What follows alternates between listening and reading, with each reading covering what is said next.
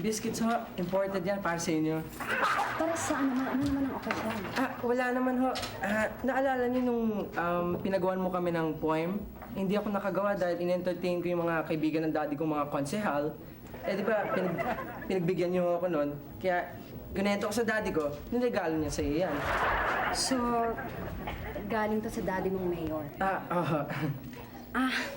Sorry ha. Pero hindi ko siya matatanggap eh. Bakit naman ho? Eh ayan oh, nakalagay. Relief goods, not for sale. Ibinili ng daddy ko sa supermarket. Pero sorry ha. Baka ibigay mo lang ito sa mga nangangailangan. Mas parang ito yung chismis, no? Di ba dati, ibang tao, di ba, nagbibigay ng relief goods para doon sa mga earthquake victims? Sinasabi nila na hindi daw nakakadating. Oo nga. Ito yung chismis, ah. Oo nga eh, dahil kita mo, mukhang tinago, tsaka ngayon lang lumalabas, no? Relief goods. Di ba naman ikaw, Vincent, kukontrahin mo ako? Nadulas lang, boss.